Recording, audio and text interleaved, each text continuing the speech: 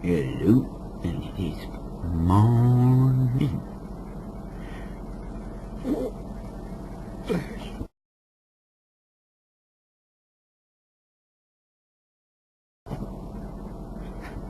Newsflash.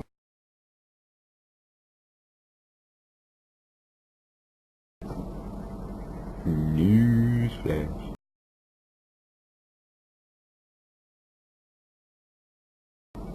I'm gonna take a picture and I'm gonna post it right here.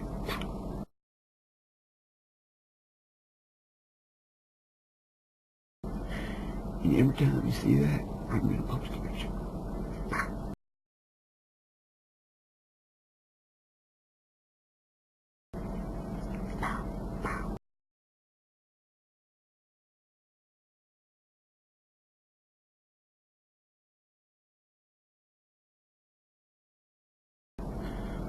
You know what those pictures are gonna be? The weather. So,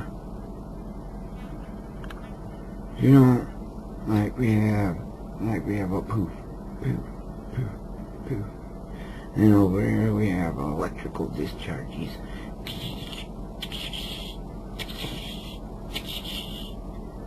You know what electrical discharges do, right? They open holes between here and there somewhere. Somewhere that is between here and there, that is for sure, because it goes poof. And when it goes poof, because electric, you know,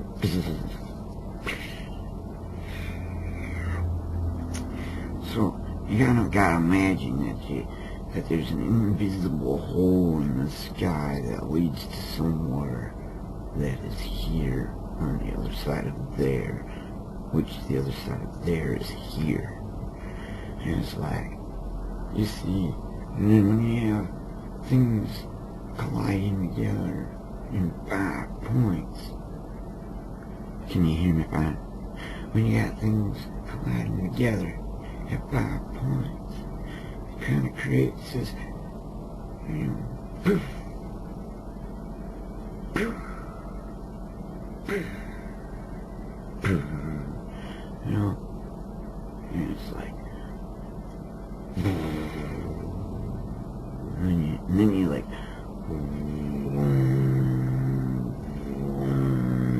all of a sudden these cloud particles make this great big ring in the sky.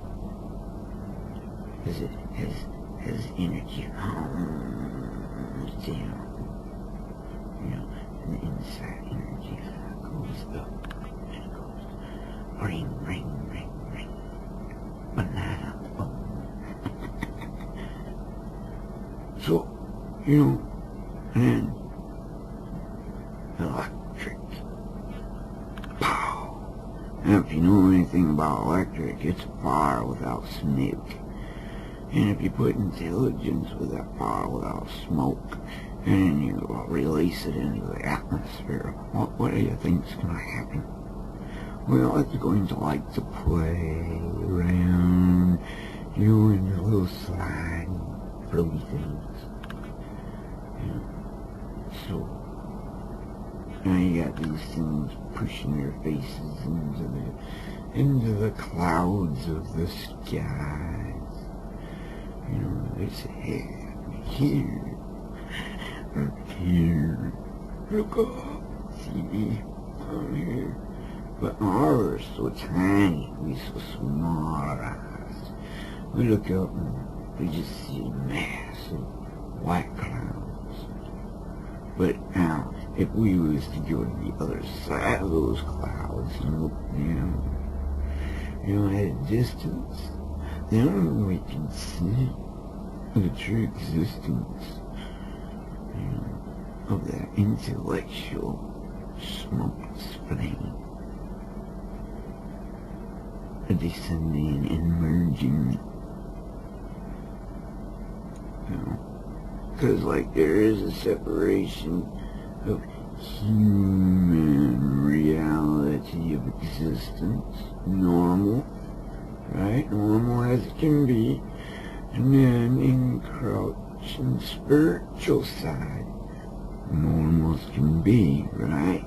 Spirituality is normal to a normal human. Correct?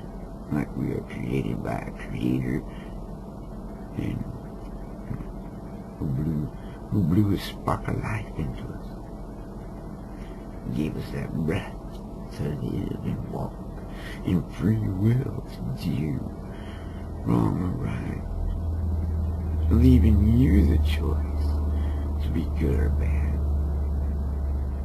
You know, but everything was engraved and was told, well, if you walk this line, you know, and that narrow line's wide if you really look at it. They say it's just a thin little line to get you there. You know, you got a big wide line, because people like to walk hand in hand, side by side. You know. So, you think about it, you know. And then there's that fine line that'll take you into the embers of another reality, which is a reality and another reality of another reality, and all the realities conjoined into one. You know, what happens when we merge a few together. And then the world as we know it changes utterly and unexpectedly. It's like all of a sudden the gold and silver is working its way up around the brain cells, and it's like renewing the nerval endings, you know, reverting that little you know, that blueprint that keeps popping out our cells?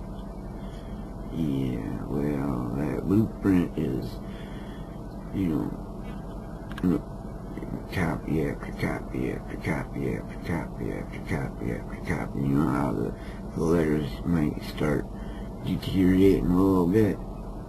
That's what our cells do. But if we replenish the body, if we replenish the body with those cells, you know, put it wherever. Yeah.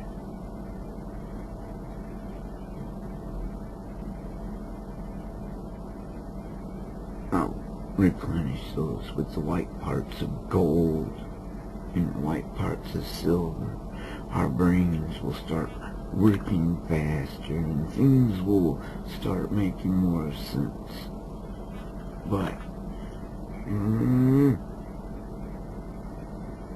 if you take a slow person and you wind them up too fast, you might act a little strange until they get used to moving that fast.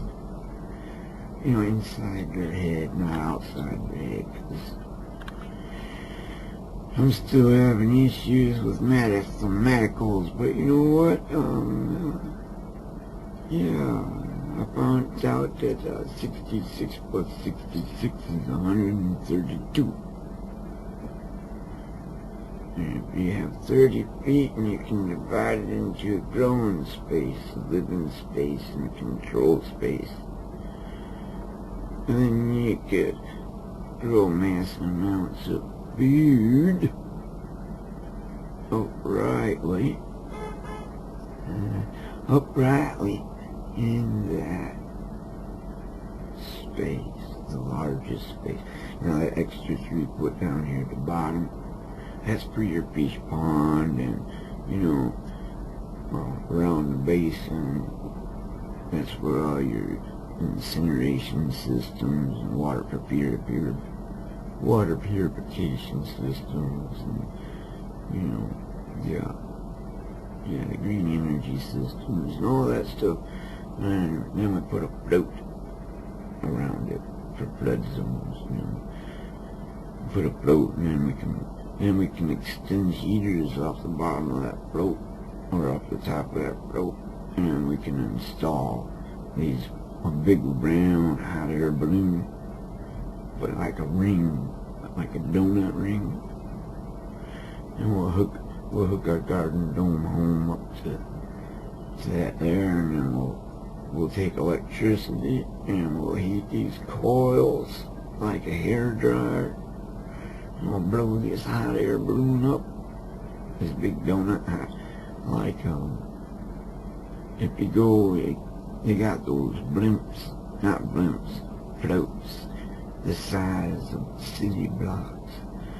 Well, that's kind of what I'm talking about, but an O-ring, like a mothership space ship. I know, but a couple stories deep, 3 stories deep.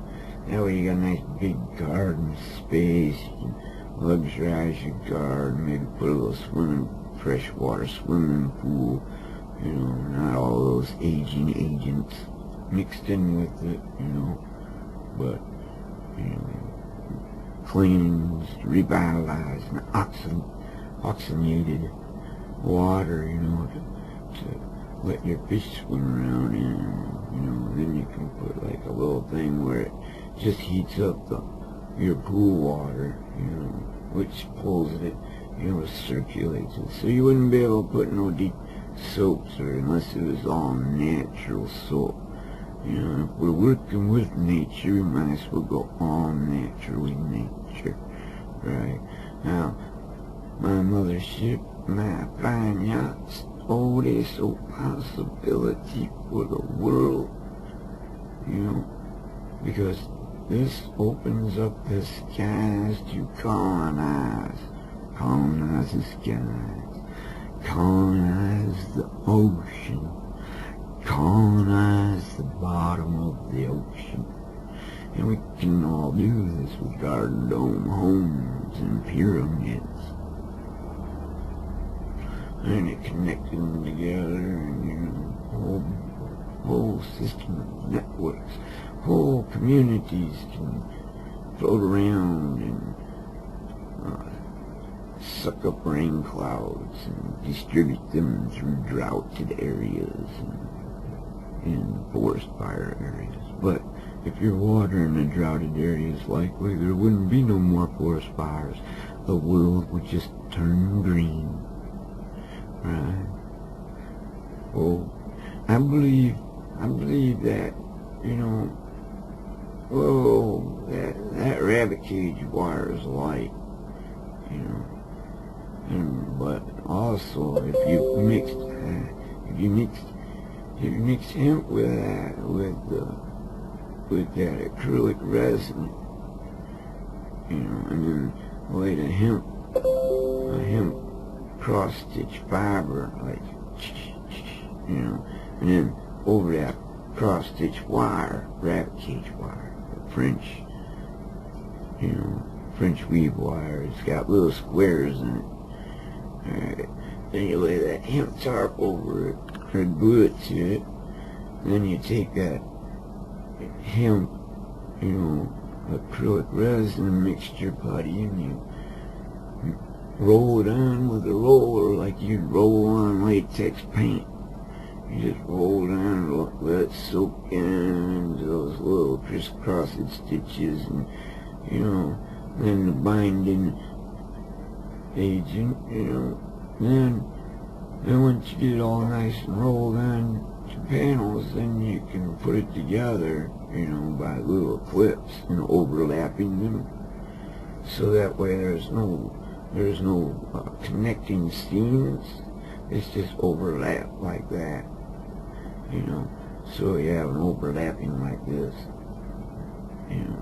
that way on the front you start at the back of the boat and you work your way towards the front of the boat, so that way you have overlapping, or you start from the bottom and you work your way to the top, so that way you have overlapping like shingles.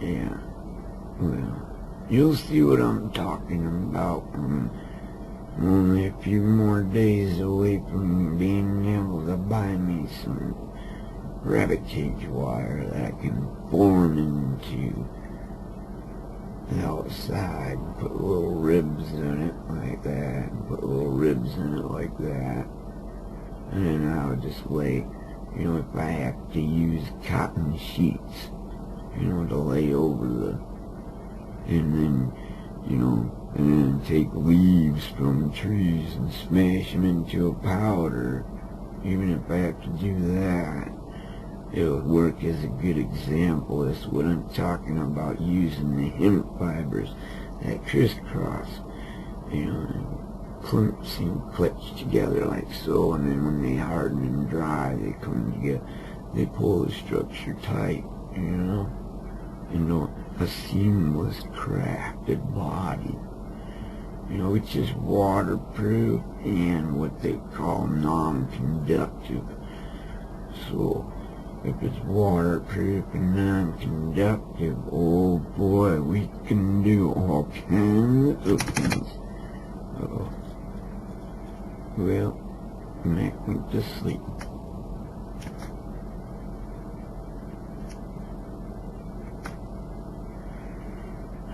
Talking too much. Put Mac to sleep.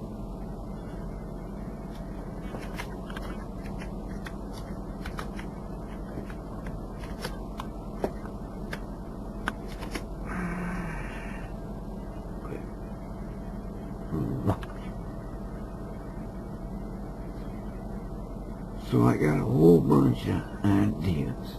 I got factories I want to set up, but I ain't got no money to do it. Now if I had partners to do it, to do the business side, then I could train people to do the work part. And then I can go set up and train people to do the work part. You know, and I think that would benefit both of us, all of us, every party involved. Oh, I have several reasons why I'm pushing to do something so hard, you know.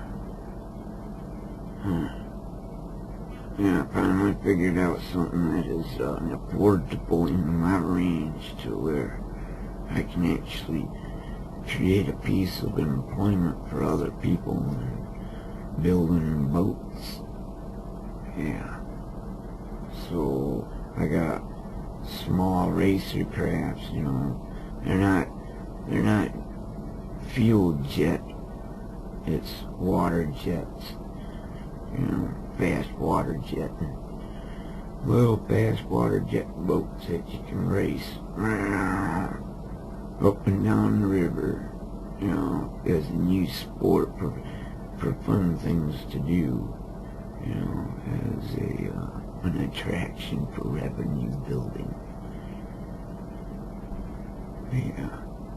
I figure if I can do that one little thing, you know, I can get you started on that one little craft, then I can find a place, find somebody with the brains to do the business part of it all, and make sure all the taxes and everybody's things are taken care of. Yeah. So, keep me in mind when you get out of college and you can't find nowhere to put that knowledge to work. Come help me put my knowledge to work. We will go. The sky is no longer the limit. Hope to hear from you soon.